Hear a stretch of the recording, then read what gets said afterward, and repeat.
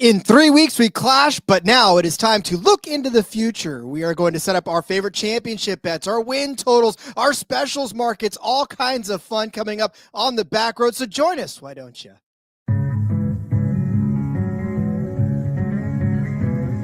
It's a non-points race, but it is a short race. Check your flag. That's all this race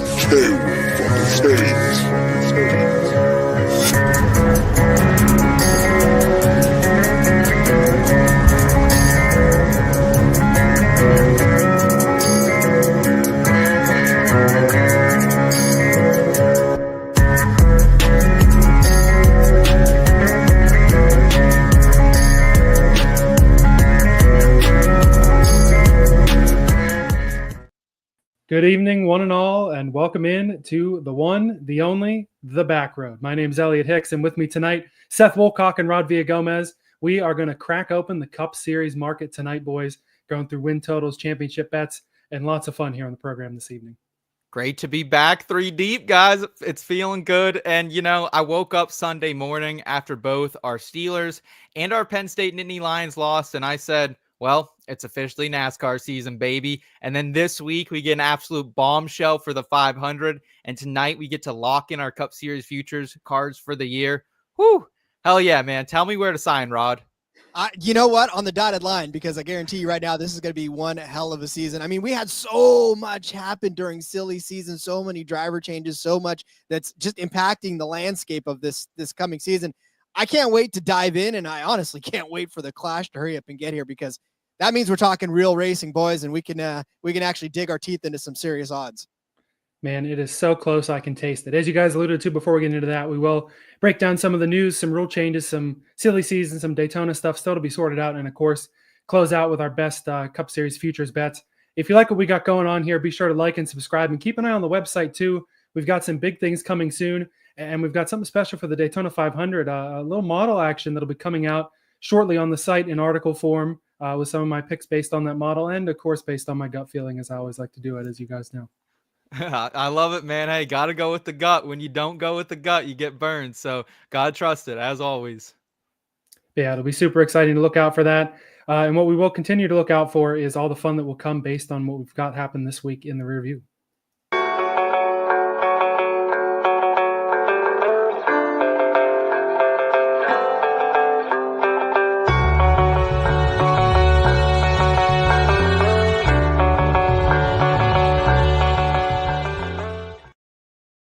To start off, a couple of interesting topics to talk about with NASCAR rule changes bulletin that came out. I think it was last Friday, right after we did last week's show, of course. One of the big things that was a big time topic of discussion late in the year and in the playoffs is the DVP clock. There is no more DVP elimination, so to speak, after the clock. They still will put you on a 7-minute timer, but you can return. You do have to go to the garage after that 7 minutes, but you can return after that. Related to that, if a car can't drive back because their tires are flat, they will give you a tow back, but this time you have to go to the garage and then presumably change out the tires and come out quickly.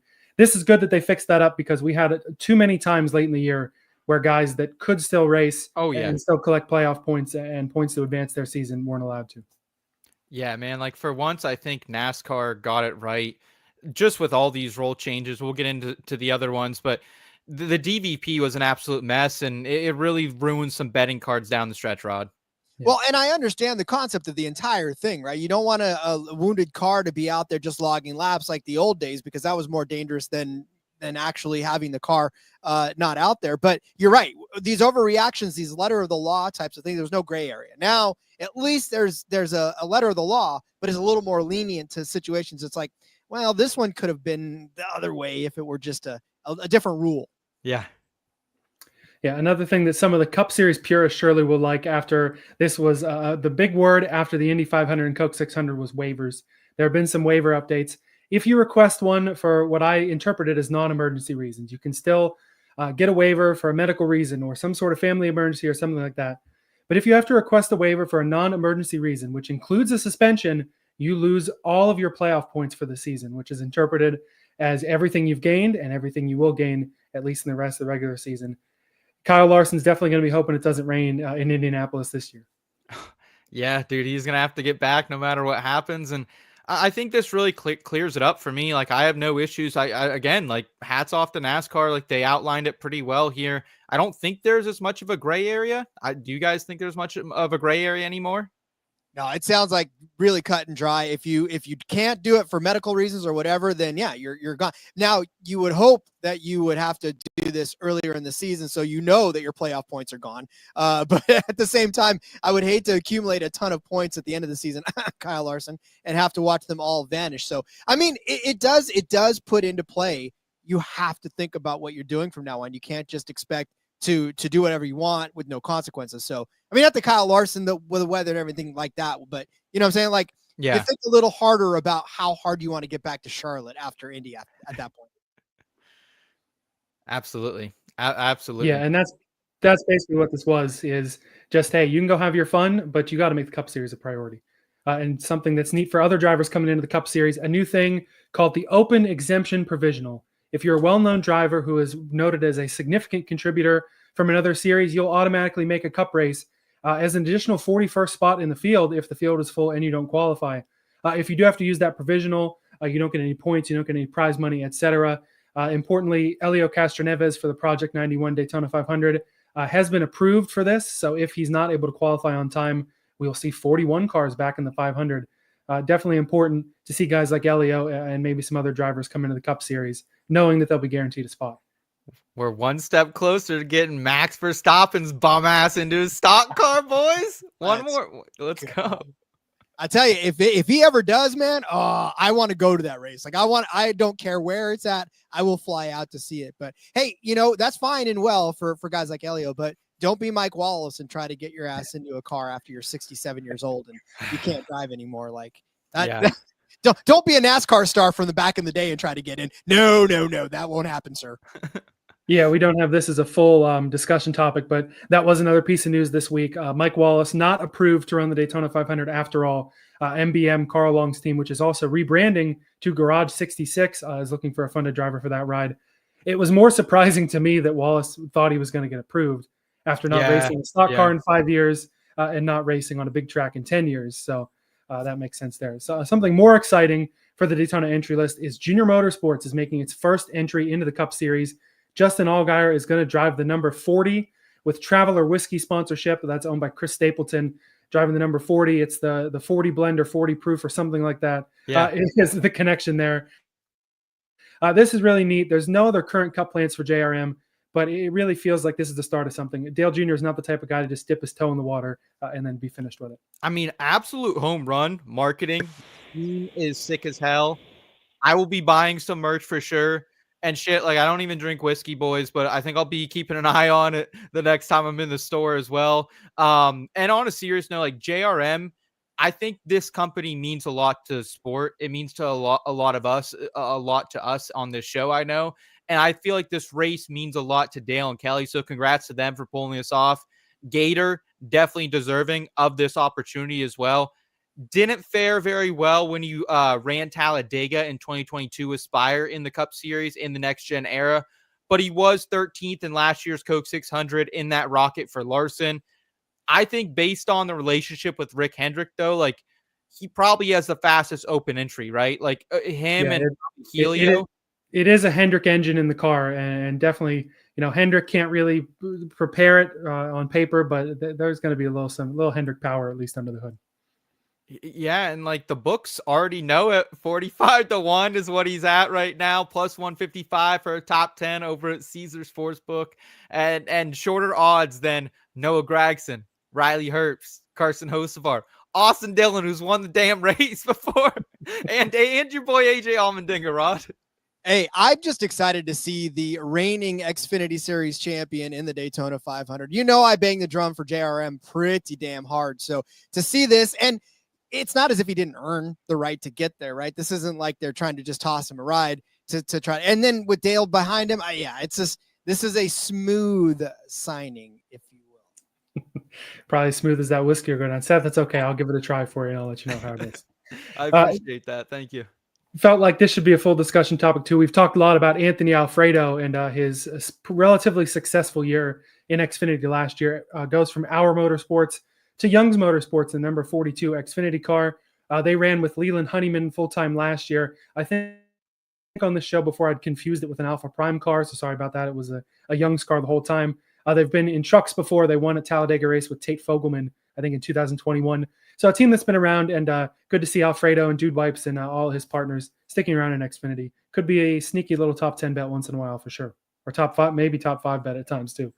Yeah, dude, I always love Fast Pasta, and we've given him, I feel like, his credit a lot on this show. I don't think a lot of people do. Like, he's a dang good Xfinity driver. I think if he was in like a JGR car, or if Dude Wipes could get him, in a JRM car one day or something, I think he would be, a top 10 driver pretty consistently, but still a guy fun to throw darts at when we get to places like Talladega, when we get to places like Daytona. Like Anthony Alfredo's usually on my super speedway Xfinity card in some shape or form.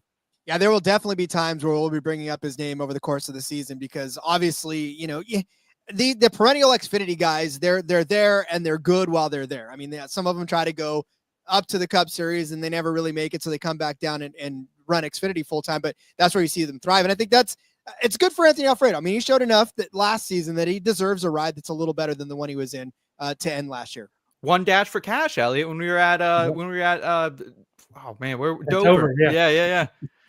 Yeah, so successful year overall for him, and he's sticking around. We'll end it with what we're calling Fast Laps news. A couple of things worth mentioning, but not necessarily all worth their own discussion time. Of course, you guys can still give your input on any or all of these. Firstly, Jimmie Johnson officially announcing he's going to try the Daytona 500 and the Coke 600. Those are the only two on his schedule.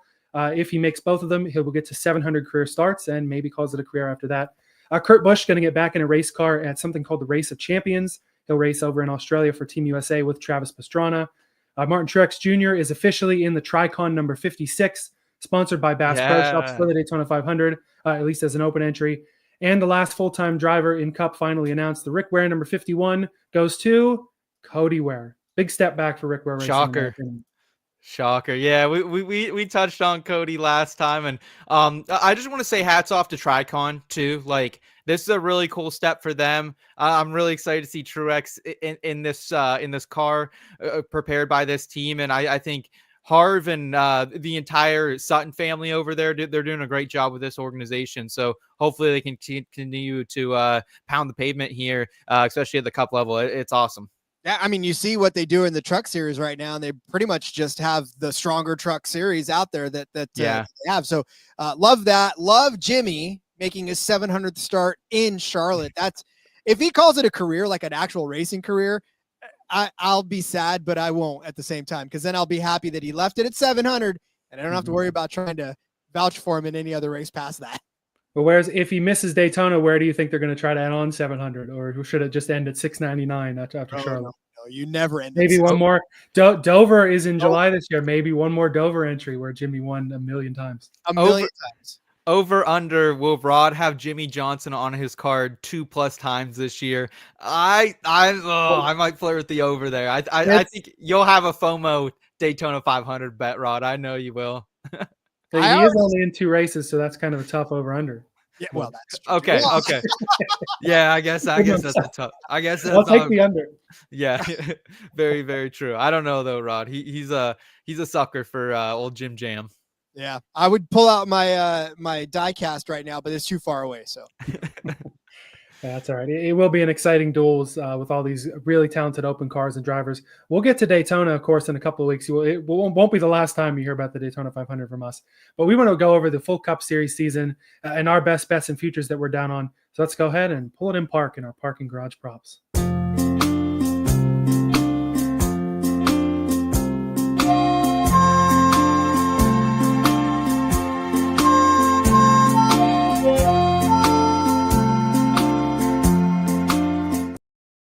So oftentimes, at least on my end, when we go through the prop bets, is especially I'll throw out kind of anything and everything. We'll kind of discuss things, go over, should we do this, should we not do this? What do you think of these odds? Tonight is just, here's our best, here's what we've laid the coin on, and here's what we're really looking forward to the most for the 2025 season. And Seth, this first one up here on the show sheet, we've talked about it before, probably the least likely one that's has a chance to hit, but definitely worth the discussion.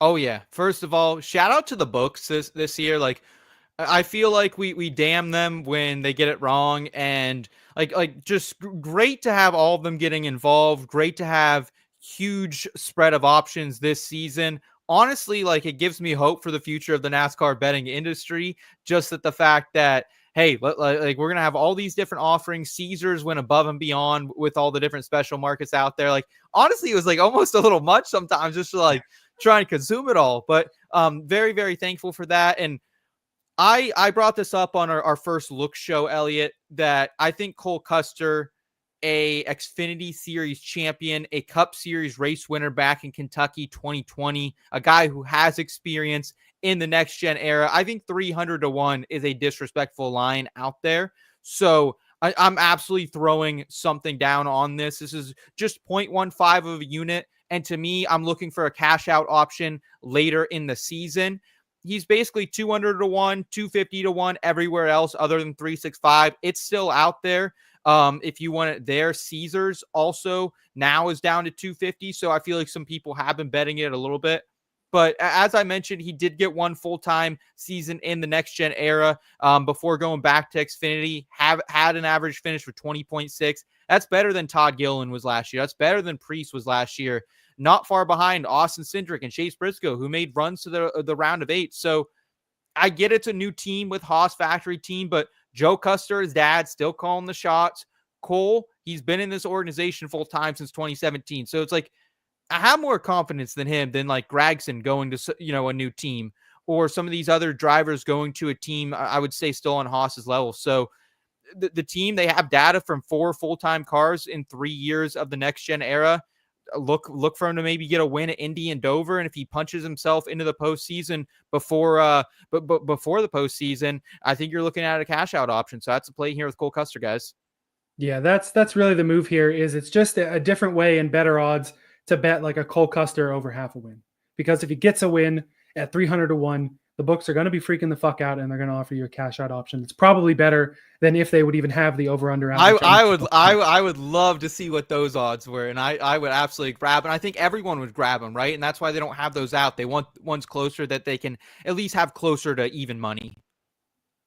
Yeah, the only thing that gives me pause is that we know how much Haas struggled at the end of last season. I know they were closing their doors. I know that this was Tony What Stewart. A race, Rob! They won a race, dog.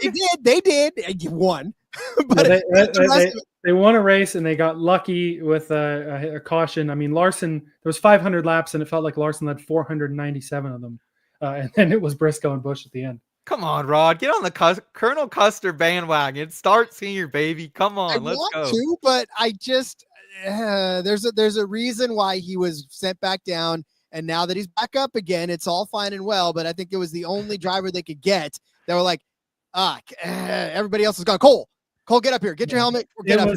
I think it was more so, I don't want to throw out the word nepotism here because he's won Xfinity titles, but it definitely gives him a leg up. Dad kind of run the company man. Come on. Company man, baby. He rocks that Haas on his chest better than anyone else out there, man. And I'll cheer for you, Seth. I'll cheer for you for this one. That's all as far as I'll go. Dude can take a punch too. What do you think, Allie? What else do we have here in the future betting market specifically for championships? I guess I also have 2, Seth. You have 2, and we got 1 from Rod. So I'll throw out my first one. I think that this is the team that has won all 3 years of the Next Gen Championships. And I think Ryan Blaney at 7 to 1 over on Bet365. He's my favorite this year. First of all, it's an odd year, so we know it's not going to be Logano. And we know that Cindric is not particularly in a title winning sense, but I think Ryan Blaney, if he's not already there, is really on the cusp of becoming NASCAR's next superstar. 3 wins last year, was top 5 in a third of the races, top 10 in half of them. And Penske's just been clutch. Like we said, second, first, and second each of the last 3 races of 2024 when he needed to make it to the championship 4 and then breathing right down Logano's throat at the end of Phoenix. 6 straight years, he's had 17 plus top 10. So the consistency is there. Even if he doesn't get a win, he still is likely to be a playoff driver, but he's had 3 wins in 3 of the last 4 seasons. I think Blaney's the top dog over at Penske. Like I said, Logano, odd year, off year. Blaney is going to be the favorite. And I like this 12 car to get to victory lane at least 3 times and certainly make a run for the title. I like Blaney, but I just don't like the number of 7 to 1. I think that's my whole issue, I guess, here, Ellie, is like, And even I was giving his over 2.5 a look as well. And like, I think it's a pretty juiced number over there too. So it's just hard to get invested with Blaney right now, especially like I remember hitting the 12-1 at, before Phoenix last year. Phoenix Spring, that is. So it's just a tough number, but I do love Blaney, Rod. I just don't know how to get invested with him. Name me one driver that if you were to just pull up his stats and read them blind, that no one would guess Blaney out of. That's the thing about Blaney. He's one of those guys where he's so good, but he's not outlandish. And everybody just tends to forget that he's really good until all of a sudden at the end of the year, he's bringing home a championship. And you're like, where the hell did that come from? Because I forgot he even drove. So I love Blaney, and I love the 7-1 is still, I mean, it's still a good number. I mean, it's not, you would like it to be 10-1 for a guy like Blaney, but I think that's a little bit of the respect that should be given to Ryan Blaney, and that he's going to be in the conversation. It's just a matter of how high that total or that championship goes by the end of the year. So I do love Ryan Blaney, and I think even 7-1 is not a bad number for him. That's part of the problem too, is the championship favorites are going to have some lower odds. And even though this playoff system does make for a lot of upsets to get into like the round of 12 or the round of 8, or to be like Logano and have not the best year on paper, but still be able to win the title, he still was a past champion winning driver who we knew he had what it took to win the title. Hence, Sure. all the tickets. We both picked up tickets in the summer knowing that he had a chance. There still are only 5 or 6 guys that are like, this guy has a big time realistic shot to be a champion. For me, for both of my picks, it's less the number and more, this is actually one of the guys that can win the title and pay this bet off right now. I know that there'll be times where guys who are slower, maybe it'll be Blaney or Byron or any of these guys that we have on the board here. I just spoiled my next pick, but it could be some of these guys. You get better odds later in the year if they start slow, but then if you see one of them rip off a few races early in the year, lock down that playoff spot, lock down a top seed, a 7-1 is going to look right about right. Yeah, and I feel like, speaking of favorites, Rod, you took the favorites of them all here.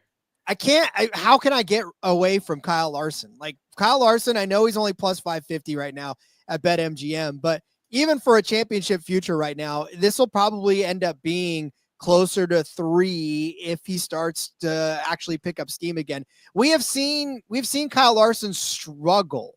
Right. I mean, I know he won races. I know, but this is not the Kyle Larson from a couple seasons ago where it was just domination from green flag to checker just about every single week. Right. We didn't see that last year. And I think if there's one driver in the entire field where that frustrates, and of course, the whole debacle with the Charlotte race and everything like that, the focus, I think the focus wasn't necessarily all the way there last year. And I don't know what that was. I don't know what exactly was pulling his focus away, but I just don't feel like he was really invested in the last season for whatever reason. I think that changes. I think this offseason, you take a look back at what he did, and he's going to have to say, hey, if I want to win a championship, I got to do better. And if there's a driver, if there's a team, if there's an ownership group in there that I think can come out full guns blazing next season and get it done, it's Kyle Larson. I mean, the best driver in the world, right? Although Max Verstappen has something to say about that. But at the same time, he's the best driver in the world. And I think, if you really truly believe that, I don't know that his odds are going to get better, much, much better, even if he wins a couple of races, because the books are not going to try to give you 8-1, 9-1 odds. So you get in now because the odds can only go down, and they're not go down too much, but don't lose out on points just because you're like, oh, Kyle Larson's favorite, I can't bet on him on this. Well, then when can you bet on him? Well, the frustrating part about Larson here to me, guys, is like, last year, he was plus 550, 5-1 starting out the season almost everywhere. I found that 6-1 at ESPN Bet, and I rode that all season long. I also rode the Final Four ticket all season long, plus 120, which I thought was a great value. And then it comes down to it, and he doesn't make the championship four, and I just feel burned, and I can't go back. That's kind of where I am on Larson right now. I would agree with that mentality if it were any other driver in the field. But I do think that Larson is just on another level.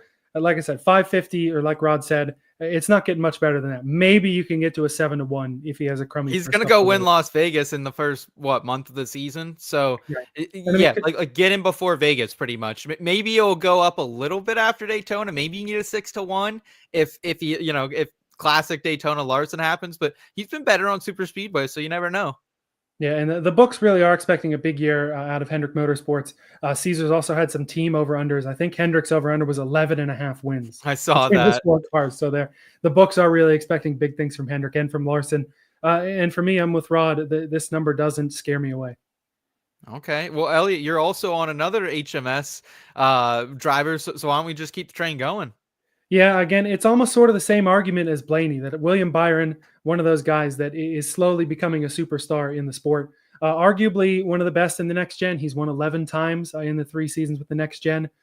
3 wins last year, more top 5s than top 10s than Blaney, top 10 in 58% of the races last year, 36% top 5 rate. That sort of consistency is certainly going to keep you in that playoff race. And at the end of last year, dude was just on an absolute heater. I think this is his last 7 races, 2nd, 3rd, 4th, 6th, 6th, and 3rd.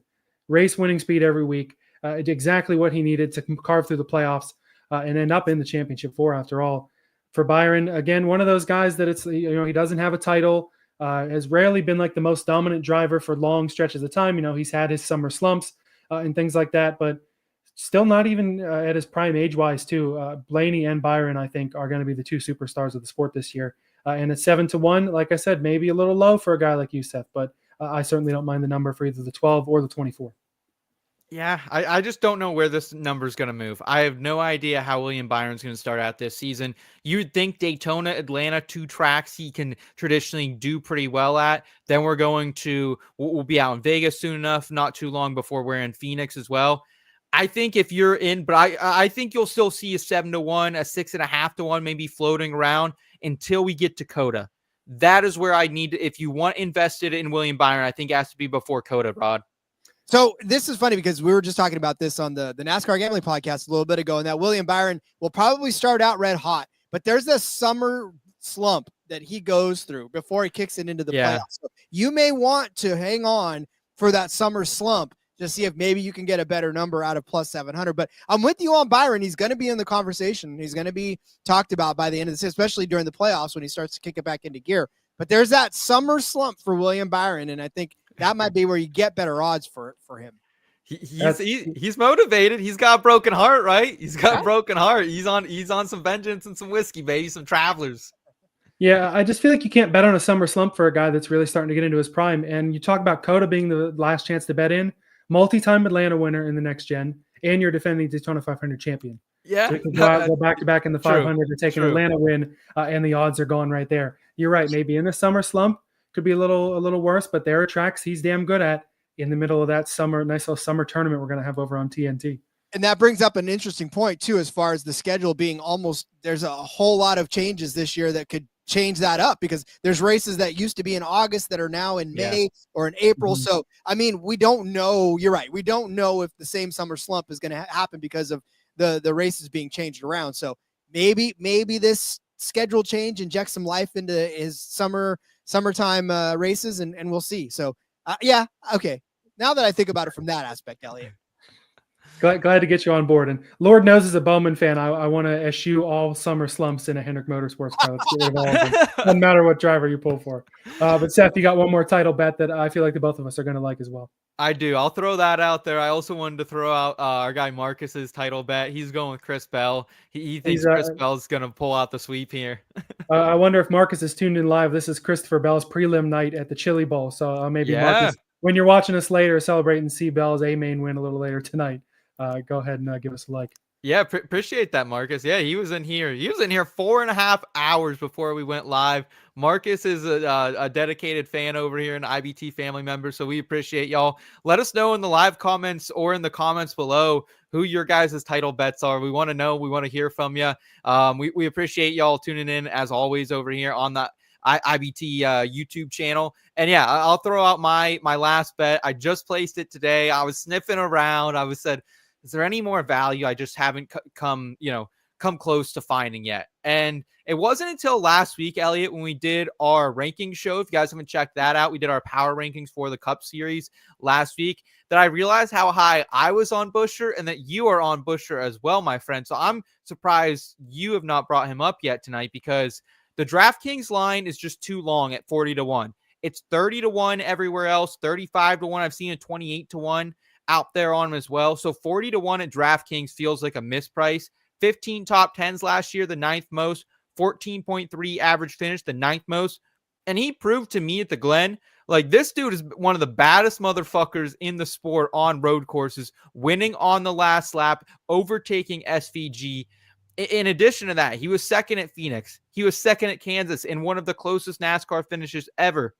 Dumped at Darlington the next week and could have won that race as well by Tyler Reddick. The third at Sonoma earlier that year too. Like, this guy can win at all the tracks, like every style of track, whether it's a super speedway. He's won at Pocono before. Obviously, a little fog came into that, but this guy can win at short tracks. He can win at road courses. Michigan, Bristol, Richmond. He's won all the concrete. He's good at, I know we were heavy on him last year going to Dover. He was my biggest bet of the weekend, and he didn't come through for us, but he's traditionally good at concrete. He's good there. He's good at Nashville. So he needs to qualify better. 18.5 average starting position, one of the worst in his career this past season, but a playoff setup really great for him as well. The round of 8 has Darlington and Bristol and Kansas. So I think, I think DK is getting a little careless, leaving a wheelman hanging out there at 40-1, who, not to mention, has an additional teammate helping him at drafting tracks this year. Yeah, I mean, for Buescher, 40-1 definitely is a bit of a misprice, but I wouldn't want to go much lower than this.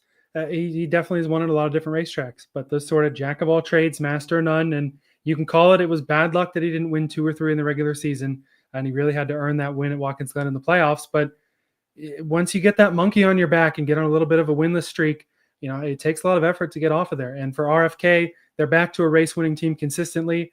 Are they set to make a title fight? We saw Keselowski flame out really early in the playoffs last year, and Buescher had the consistency, but of course didn't get the win to get into the playoffs. At 40-1, I like it. But again, this is almost another situation. Maybe you're hoping for a cash out if he's able to make the playoffs. And for sure. For sure. Like we're usually looking at. After the round of 8. Yeah, you and Cody, you guys are all high on RFK this year. Like, with Ryan Preece in the mix now, like how good is that going to be? Look, Chris Buescher, yes. Does he have the talent to be able to get himself in position to do this? Absolutely. I mean, we've seen it race in and race out that he's able to hang with them. But when you look at the concentration over the last few years of who the Final Four is, like, Chris Buescher's very rarely make it into the Final Four. So season, which is why it's 40-1. But at the same time, it's like, I think this is the right number to take a chance at a long shot. Yes. I would not bet this at 35-1. This is about the number 40-1 because I think he's going to go out. He has a lot of tracks like Darlington, like Phoenix, that he can provide some value at, I think, early in the season. So I bet I'm getting a cash out before we get into the playoffs with this one. That's kind of my thought. Whether I'll take it or not, I don't know, because you guys know me. I'm a gambling man. So ride, baby. Yeah, let's go see Busch here, though, Elliot. Yeah, and I would say, too, if there is one of those guys that's not really in that championship echelon that could be sneaky and take advantage of this format to get into a round of 8 or into a championship 4, I like Buescher more than anyone else in the field in terms of that high to mid-range level of car. Yeah, I mean, you had him ranked like top 10 last week too. Like, he's a top 10 driver. We're getting at 40-1. You can't say that about really any of the other top 10 drivers out there. Very good point. Like I said, I think you found the perfect number here, Seth. Good work. Let's do. Hey, it's still out there, folks. 40-1. Let's go. You can get invested as well. Let's go. Yeah, good looks for sure. So there's our title picks for the year. Of course, there's your top 5 in the standings. We just outlaid them for you. They're going to expand the championship 4 to a 5th, and we're all going to be riding these tickets into Phoenix. But anyway, so we've got a few in the specials market before we get to season win totals. The ones that I were looking at were standings match bets, which I think is really neat, not only because they don't just do them for the guys that are going to contend for the title or be in the playoffs. They've also got ones out there for guys that are kind of going to be mid-pack. One matchup is pitting a couple of brand new front row motorsports teammates, Noah Gragson at minus 125 over the 38 of Zane Smith. That's over on Caesars. This is not going to be a playoff battle. Neither of these cars are probably going to win a race. I have the under on the front row motorsports win total bet, which is at half a win. Last year, these guys ran full seasons. They were 24th and 30th. Of course, Zane had his historically slow start, picked up by a heck of a finish. Gragson kind of ran, mid-teens to 20s all year. In this matchup, I'm just leaning experience. Gregson's 75 career Cup starts. Zane Smith only has 45. Gragson has been in that Ford camp a little longer. Essentially, He's keeping his crew chief from SHR, not having to move over to a new team, even though Zane Smith has a truck championship with Front Row. It's still kind of a new team. They both have 2 top 5s for a career. I think Gragson has 3 or 4 more top 10s. These are young prospects that are still trying to work their way up. They're going to have some interesting, they're going to be in the top 10 market, top 5 market sometimes. I think overall at the end of the day, I'm going to drink the juice thinking that the 4 beats out the 38 in the final season standings, just outside that playoff zone. This is a damn sweater. This is a sweater. I feel like that's part of the fun too, is I get to pay attention to 20th through 26th in the points every week. It would be a surprise for either of these guys to make the playoffs. So it's something to watch down the board. I love it. I just can't get over Zane Smith's top 5 run at Watkins Glen last year. Like, that is in the back of my mind because I had him in a bet over Carson Hocevar, and Hocevar also finished top 5. And I was like, why didn't I just bet a top 10 on him? And just that late season stretch for Zane Smith was so impressive, especially like in the Castaway car that he was kind of driving over there. It wasn't really a track house car. It was more of a tertiary or Spire car. So it's like, I don't know. I like Zane. I really like Zane. I like Gragson though too. So like 2 drivers I really like, but you're sweating all season long, brother. I like Spire more than Front Row this year. I think Hocevar beats both of these guys in the points, if not McDowell also. Yeah, I mean, I would be on the Hocevar part for sure, but I think maybe Gragson, I don't know if he picks up a win at home in Las Vegas, like maybe the new team gives him a little bit of a boost, and he actually maybe not the spring race, but maybe he picks up a fall race win at Vegas. I think this is probably the right side of it to take. Zane Smith's so good, so damn good. I just don't think he got a chance to show it last year, but we've seen what Noah Gragson can do, and I think this season. We'll give it to Gragson, but Zane Smith's not too far behind. I will say too on Gragson, remember the heater he started on last year, had really solid runs at the super speedways to start out. And then Vegas had a top 10. And then when we were at Dover, also had nearly a top 5 at Dover. I think he ended up finishing 6th there. I believe. I think Kyle Busch passed him. Yeah. And like it was just, he's a streaky driver. And if he can get off to a hot start, Elliot, I'd feel really, really good about this. If you can get through the first 10 races and he has a good mark in between him and Zane, I'd feel really good about it. I just hope he can get off to a hot start and it's not a cold start to the season for him. Yeah, unfortunately, I don't have Zane Smith's number on the other side. I think it was somewhere around plus 105. Yeah. Definitely not a big plus 110. I think I saw plus 110 out there. Gotcha. So, hey, I can't blame you if you go the way of Zane Smith, but like I said, I like the experience, a guy who's been there and done that in Xfinity over the trucks, but just minus the title. I'm going the 4 over the 38, like I said. He's down to plus 105, by the way. Sorry. Gotcha. Okay. Cool. Rod, so I know you have also a standing special here before I get into my other matchup. Yeah, I sure do. So I'm taking a championship top 3. This is why we love Caesars for just giving us, it took almost 2. We're not even done. There's like 3 or 4 episodes that we have in the NASCAR Gambling Podcast that we had to take all these prop bets on because there's so many of them. So it's so fantastic. But as a top 3 driver in the final market, in the championship market, I'm going to go ahead and take Ryan Blaney. He's actually plus 250 on Caesars. Initially, I had him at plus 200. So lines are moving all over the place. So plus 250 for Ryan Blaney to make it in the top 3. Look, we just talked about it too, where it's Joey Logano, it's Ryan Blaney. Ryan Blaney's been first and second over the last couple of seasons in the championship standing.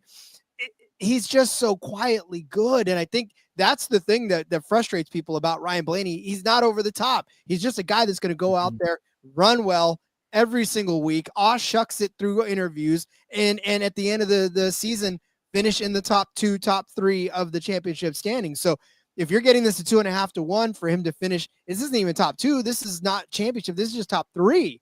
Like you're doubling your money just for him to get to the final 4, which he's probably going to end up doing, and not finishing in 4th place in that final 4. I love it. I mean, again, this is an even year, so or an odd year rather. So it's not Joey Logano's year, like you said. So this is Blaney's year now. So maybe Blaney ends up winning the whole thing, or at least at the very least finishing in the top 3. Right, and that's what I love about this bet is it's almost Phoenix proof. It's probably better odds than his make the championship 4.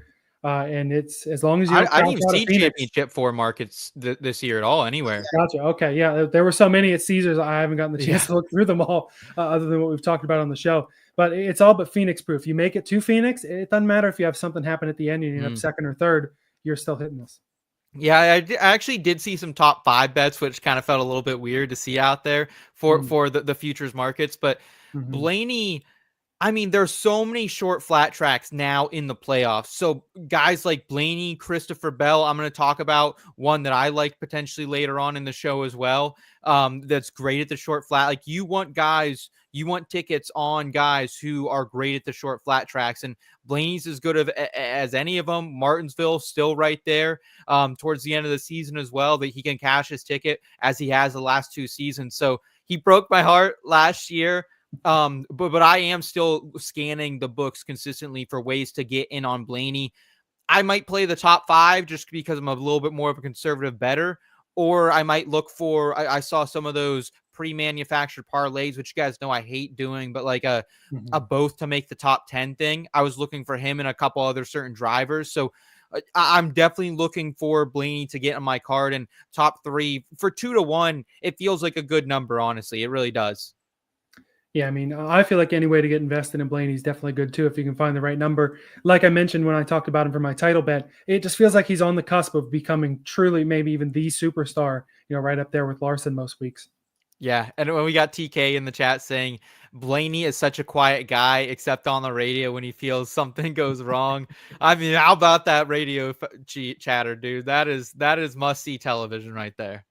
Yeah, that's the thing about with Ryan Blaney. He's just a bear. You poke him and he's all over the place. But he does it on the radio. I mean, he doesn't do it when the cameras are rolling. He does it on the radio where he's supposed to. I wouldn't want to fight him though. He's probably still a scrappy guy, but especially when he's got that playoff beard too. That was the point I was going to make. When he's in the zone, he's locked in the fucking zone. Then he calms down afterward. But he's a guy that's hungry to win every single week. Certainly. All right, so my other standings match bet. These guys probably more likely to be in the playoffs. I like both these guys for a playoff berth for sure. But I'm taking even money on Chase Briscoe in his first year in the 19 over his teammate Ty Gibbs in the 54. For me, it's Briscoe's 5th year in Cup. He's got the experience, but it's arguably his first in really good equipment. We saw him get 2 wins with Stewart-Haas Racing, P9 in the standings in 22, P14 in 24, which is better than what Ty Gibbs has done, even making the playoffs last year. And the last time we saw Briscoe in what was widely regarded as some of the best equipment in the garage, which I'd say this 19 car is up in that category. 2020 Xfinity season with Stewart-Haas in the 98, won 9 races, 16 top 5s, 22 top 10s, and was right there in that championship 4 battle. I think Chase Briscoe has more reason than anyone in the garage to be psyched for 2025 to get started. Like I said, maybe his first year in top tier equipment, and I see this number 19 having a very strong season. I don't know. Look, we love Chase Briscoe. We do. But here's the thing. I've spent so much time building up enemies in the Ty Gibbs camp over the last couple of seasons that I think I have to make amends at this point. And for Ty Gibbs, I railed on him all last season. The sophomore slump is real. He's not necessarily all that good this year. And I had people just coming at me on all sides like, what are you talking about? And then week after week, you go out and underperform. So here's what I say about Ty Gibbs this year, right? That the potential is there for a really, really solid season out of this 54 car. I get that Chase Briscoe's in the 19. I get that he's in much better equipment now, but I don't know that he's going to drive the wheels off of it in the first part of the season. He may start to pick up steam at the end, but for Ty Gibbs, this is a make or break. Well, I don't want to go that far, but it is kind of a make or break year for Ty Gibbs, right? I mean, he's got to prove something. This is his 3rd year, and there's high hopes for him already. He wears the last name of the car owner, so you either have to be good this year, or you're gonna have to put up with a lot of nonsense in the garage. So I think he's gonna come out swinging. I think he's got the goods to come out swinging. So I don't know. This will be close, though. I will give you that. This will be close at the end. Wow. So this is one that I have been every time I open the Caesars app. It's the first one when you hit on matchups on schedule to be exact. They'll come up and it looks me. And at one point it was plus 110. And damn it, I felt like I lost value not getting it then. And I almost bet this coming into today, Elliot. I've been staring at this one. I think this is a great bet. I do hear Rod's concerns about Ty Gibbs. I'm low on Ty Gibbs, I think, coming into this season, just based on the kind of the downfall we saw him at the end of last season. Mm-hmm. But he was really strong in the beginning of last year at the Clash, at some of these shorter tracks. Bristol, he had a great run at. Phoenix, he had a good run at early in the season. So I do have the Ty Gibbs concerns, but I think Briscoe's going to be really good this year. I really, really do. So I think it's a good chance to transition into my first win total bet, if that's all right with you, gentlemen. I can kind of elaborate a little more on Briscoe if that works. Yeah, I would just say on the Briscoe versus Gibbs, I can understand Briscoe having a slow start. Ty can outrun him the first 26 races, but in the playoffs, I do think that 19 will continue to get hot. And for Ty Gibbs, like we said, bad end to last year. He's getting to the point where he should get a win, but I do think that he'll get criticism, but he'll certainly be insulated from any consequences, even if he doesn't win. Plus, the guy's still he's 14 years old or something. He's in reality, he's like 9. Yeah, he's coming into his age 20 or 21 season. So this is well before we see guys usually hit their prime. He's been a guy who's just wowed us at a very, really young age, and maybe it'll just take extra time for him to get acclimated to Cup. My bet is he won't be better than his teammate in the 19 this year. Yeah, I don't get started at Applebee's. Hey, easy, Ron. I'll get carded at Applebee's still. Have some respect. Good for you. I'll never get carded at Applebee's. I'm about 50-50 now about when I get carded. I don't know about you, Elliot, but I'm about like 50. Like beer distributors, I can usually sometimes get away with it. Liquor stores always getting carded. But like beer distributors and restaurants, I'm about 50-50 on. Yeah, I feel like I rarely get carded. Only if they got to scan it for me to get my 12 or a hard Mountain Dew at the Sheets. Fair enough. Yeah, fair enough. Yeah, Sheets will do that for you. So my thoughts on Briscoe, and I'm a little upset I missed on that plus 110 on him in that matchup. And I was also upset that I missed a 25-1 when we took a first look at it about a month and a half ago or so, Elliot, right at the beginning of the offseason for the championship market, because I remember having a conversation with, I think, both of you boys back in the summer when this deal was announced that, hey, if there's plus money on Chase Briscoe, 1.5 wins, I'm taking it. And damn it, boys, I'm a man to my word, so I'm taking it. Like that's kind of the play here. Briscoe has finished top 10 in the playoffs twice in his first 4 seasons of racing for a company that was declining, eventually went under as well. So, he has 2 Cup Series wins at skilled tracks as well, like Darlington, Phoenix. If you win at Darlington, let alone in the Southern 500, I think you have my attention. You have my respect. I think you're a wheelman. Outrunning Kyle Busch, arguably the best to ever do it too. Absolutely. And he's so good on the short flat tracks that I think he will be just as fast as Christopher Bell once he gets the hang of this Joe Gibbs racing car. Loudon, he finished P2 there last year. Phoenix, he also is really good there, has 2 career top 5s, has that win, 4 top 10s. Also had 5 career top 10s and 2 top 5s at the Ville. So for me, it's just when I add all the tracks together that Briscoe could win at, including the super speedways, I got to 17. So I think the playoffs set up for him really nicely as well, with a short flat in each and every round. That's why I'm high on guys like Blaney. I'm high on Bell. I'm high on Briscoe specifically. So I don't mind if you play the 20-1 that's out there now. I don't mind if you play the matchup. Or you play here the 1.5 wins for Briscoe. But I think you need to have this number 19 car on your betting card for the futures market. Rod, any other points on Briscoe before I lay out my argument there? Well, see, and that's why I was waiting for you to kind of jump in there. But no, for me, it's because I already said that Chase Briscoe, I do believe that he's going to be good. As far as the 1.5 wins is concerned, when you divvy up the 36 races, right? It just feels like 2 is a number that doesn't a lot. It's aggressive. It's aggressive. Yeah. And that's the only issue. And it doesn't have anything to do with the driver. It's just when you concentrate 4 wins here, 4 wins here, you see all the 2-win drivers, and there's really not that many of them. So you got to pick your spots with Chase Briscoe. So I do. I mean, again, it's plus money. So you're never gonna hear me poo-poo anything like that. So I'll just say that I would be cautiously optimistic on this one. And I mean, I bet a plus money, but like I said, it's hard. It's really hard to divvy up 2 wins to. Yeah. There's part of me, Elliot, that maybe I should have just got down with the Briscoe over Ty Dillon. But to me, I feel more confident that Briscoe could get 2 wins, then I have no idea how Ty Gibbs, excuse me. I was going to say Briscoe over Ty Dillon. I'm taking Briscoe at minus 8,000. I'd put up on that one too. Right. But I mean, Rod, we basically had the same point. Is Seth, you mentioned, what was it, 17 that Briscoe could win at? What happens when Larson, Byron, Bell, Blaney, and one upset winner take 12 or 13 of those 17 Yeah. races. And Briscoe doesn't. At half a win, I'm drinking a steep glass of juice to take the over. 1.5, definitely aggressive. And that's where the books get us, is they set just the perfect lines to really make us think. Yeah. I mean, it's basically, do you take the even money in the matchup, or do you take this? And I guess Ty Gibbs, he's a wild card, man. He's a wild card. So I'm not trying to handicap that kid. I'll tell you that much. That's for sure. Yeah, I don't blame you for that at all. All right, looks like we're ready to get into those season win totals, boys.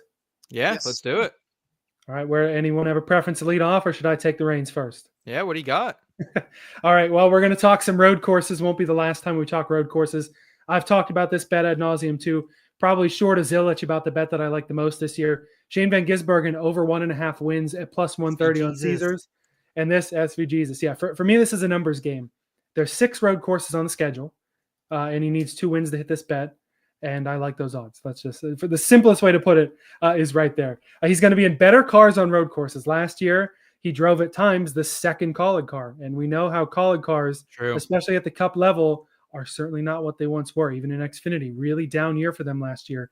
Their only shining moment was Allmendinger stealing one at Vegas over Ryan Sieg. And in the Cup Series, we've seen Trackhouse, both Chastain and Daniel Suarez have won in Trackhouse cars on road courses, even in their infancy.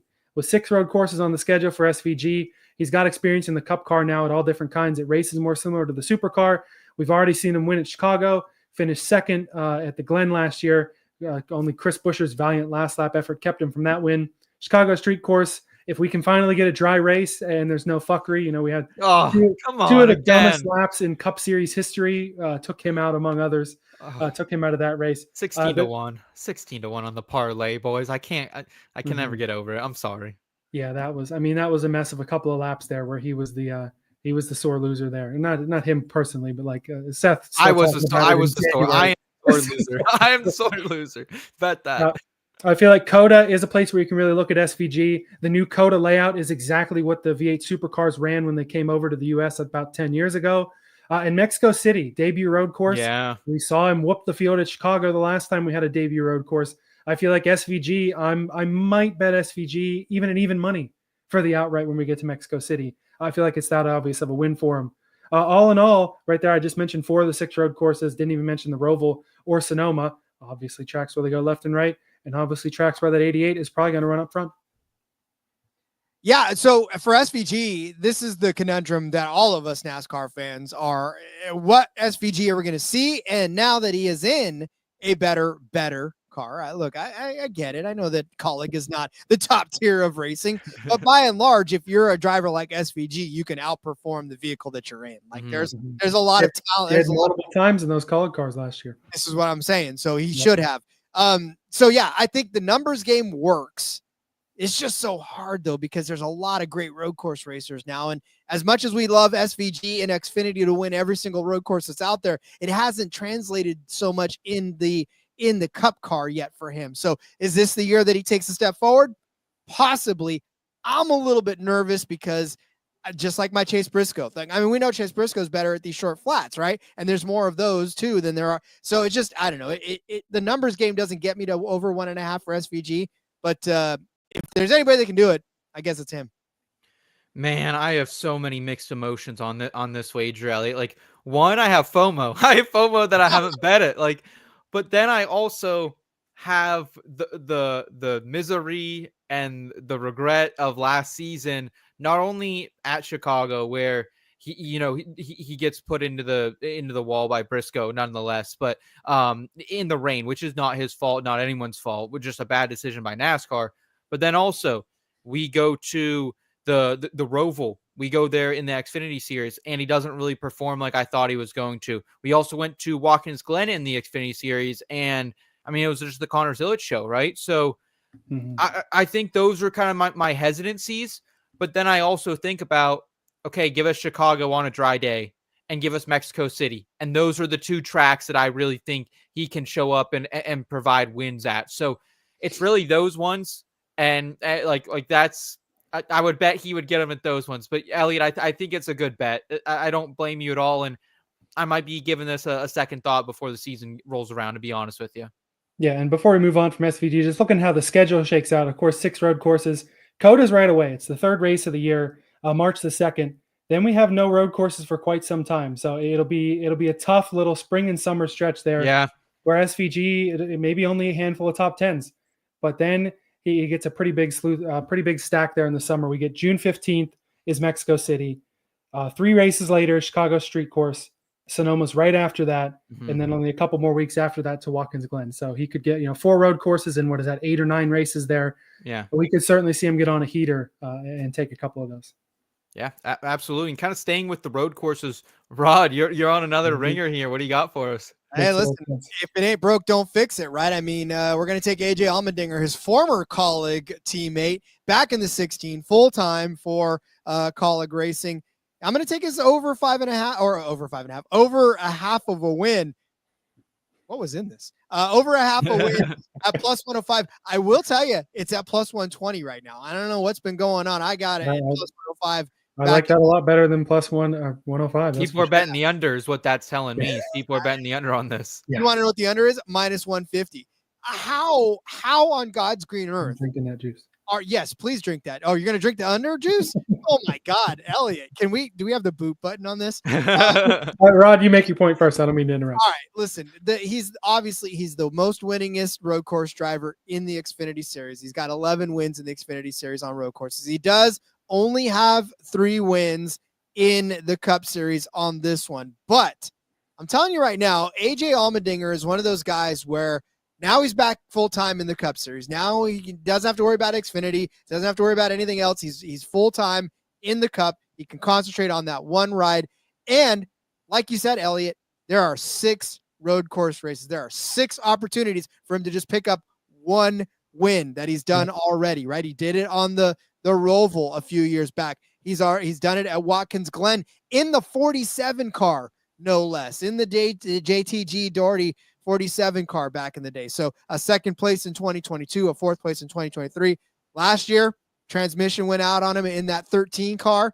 We didn't even get to see him, right? He started 6th, though. He could have been in contention for something in that race. Didn't even get to run but 6 laps in that race. So we didn't get to see fully what AJ had for the field. And that was in the 13. He's at home in the 6. Again, a 2nd place, a 4th place at Watkins Glen. That could be where he gets it done.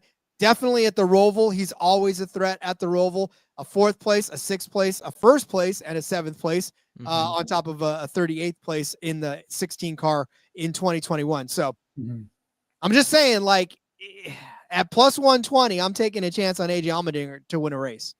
Yeah, I love that the math definitely works out better. A lot easier to get 1 over than 2. Yeah. I love that he's back in Cup, back in the 16 car. No more of this Xfinity bullshit. The deserving driver gets to it. But I do appreciate that you brought up that, 2014 Watkins Glen win with JTG Doherty. That's about the level of equipment he's in this year. The Kaulig cars have taken a step back. Ty Dillon is going to provide probably nothing of value as a teammate there. And if the Roval was a regular season race, if the Roval was July 15th or something, I would love AJ to win this. But it being a playoff race as it is every year, all the playoff guys got to bring their best too. You see a lot of fucky strategy because that's usually a cutoff race. I don't know if it is for sure this year. Road courses, and do you get the stage points or the playoff points, or do you just try to win the damn thing? Do you have to win the damn thing? If we assume that AJ doesn't take one of the first 5 and is in the playoffs and can go out there and win that race, that'd be a whole different story. But if it does come down to the Roval, it's certainly not a bet that I want to be sweating out with one road course to go.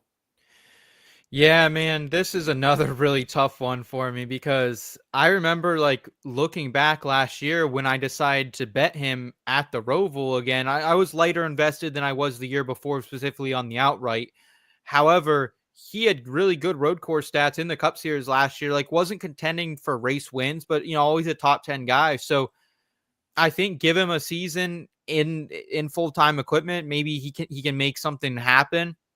But then I still worry about colleague equipment as a whole, man. There are times where how many Xfinity races did he have to tap out of early at road courses because his radio wouldn't work or the heated seats wouldn't turn on. You know what I mean? The power steering wasn't working for him that one. The cool suit. Yeah, there's always some shit going wrong with these cars, and I just don't know the vibes of the colleague organization. Does he feel secure that he's gonna have, he made it sound like when he won the Roval last time in the Cup Series, hey, this is my last race probably ever, or this is my last full-time season. So I don't know. It's a tough one, but plus money, it's hard to argue. And I'd love to see, like, if this continues to creep up, I think it's one worth considering as well. So I like that. And to point out some comments here about colleague TK saying SVG literally chose to start at the back of the field rather than 12th just to make changes to the car. So really struggled at Glen Xfinity with the team and the setup. Yeah, there was always some shit going wrong, and that's why it was tough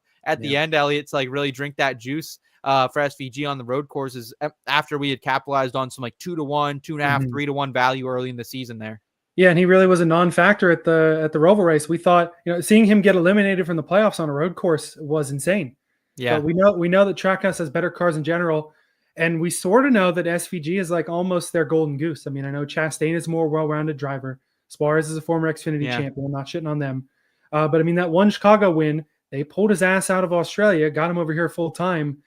Gave him a premium Cup ride. They're really putting their eggs in the SVG basket for sure. They're not going to let that 88 car be shitty on a road course. It's not going to happen. Yeah, absolutely. I think we just got one more. Yeah, one more bet. Seth, you transitioned us into the season win totals with Briscoe. Let's see what you got to transition us out. Yeah, so my interest was peaked here all the way back when this line initially opened at Caesars minus 130. And I don't think a ton of people have been betting that because it's now minus 110 at Caesars. But you can go over to Bet365 and actually get even money on it. Bubba Wallace over half a win.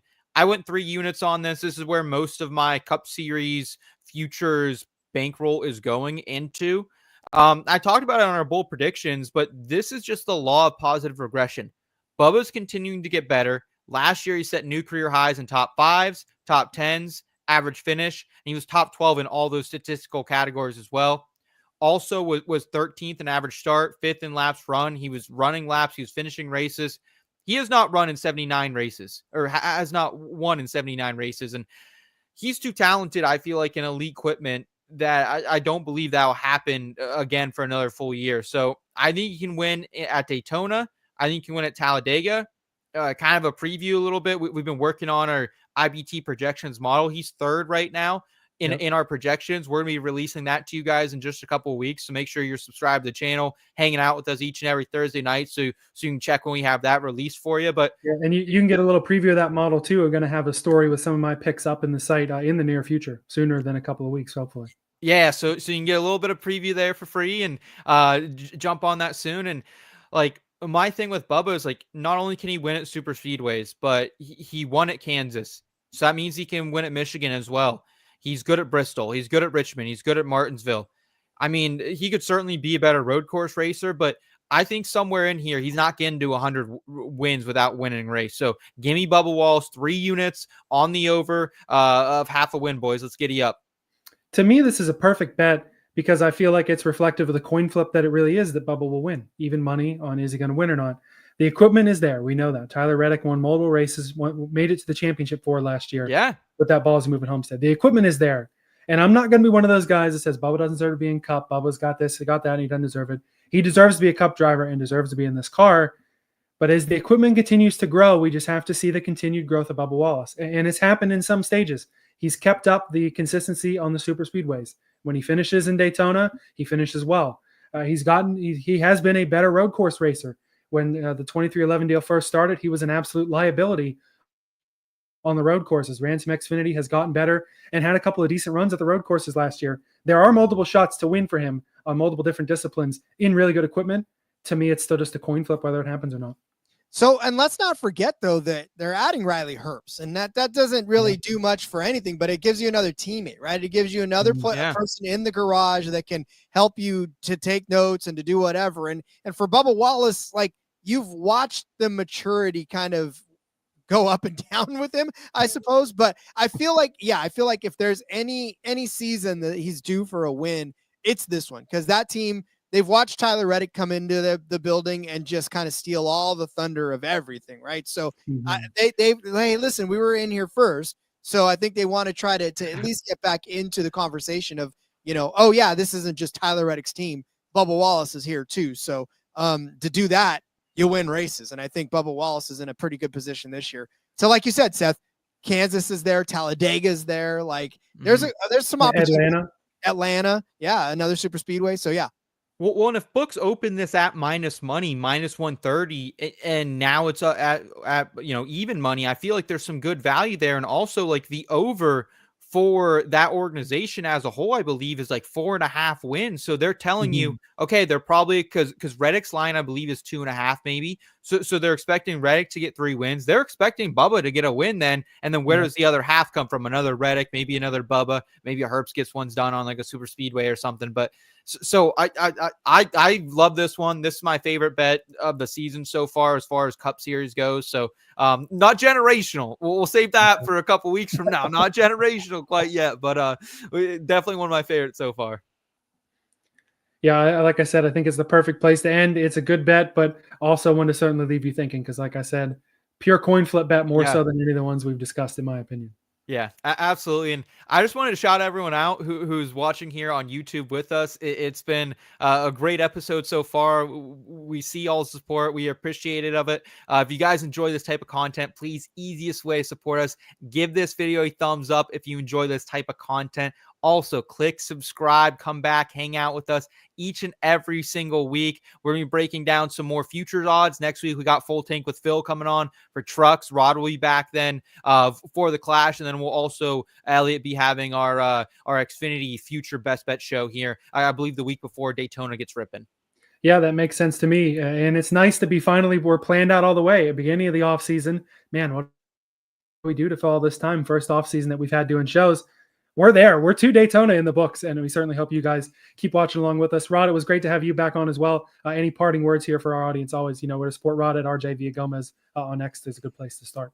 Yeah, it's been a blast. Man, I missed you guys. Like, I know the off season has been so damn short, and I miss you. So I was like, I'm so glad I get to be home again with my buddies. Yeah, easiest way to follow or to support me, follow me on Twitter at RJ Villagomez. There's a link in the bio, everything I got going on. NASCAR Gambling Podcast has been going all season too. I felt bad because I said we're the only show going for the off season, and I was like, wait, no, IBT's been going too. So I had to give you guys a shout out. You guys have been cooking all off season long. So no breaks, no rest for the wicked. But also, listen, I launched my own site a couple of months back. It's called So You Like Sports. I've been covering esports. I've been covering rugby. I've been riding, little PBR. Little PBR was in there. If you're into the obscure sports that ESPN Ocho covers and you forget that there's another tab on the side of your book that says other sports, click that. That's what I've got for you. So go check that out. SoYouLikeSports.com. Yeah, we certainly love that too. Hey, you had a fair point though with the NASCAR Gambling Podcast being on an audio platform as well. We want to shout out our audio audience. How many times am I going to screw that up this year, Seth? Listening to the Backroad as we're planning on publishing this as an audio stream as well in the future. So thanks for listening. Thanks for watching. Regardless of how you take in this show, we appreciate it. Like we're saying, the Clash in Daytona is right around the corner. We've just laid out the best bets of the year. So go ahead and get on them before those lines move. Thanks for rolling on down the Backroad with us. We'll see you again next week on the Backroad.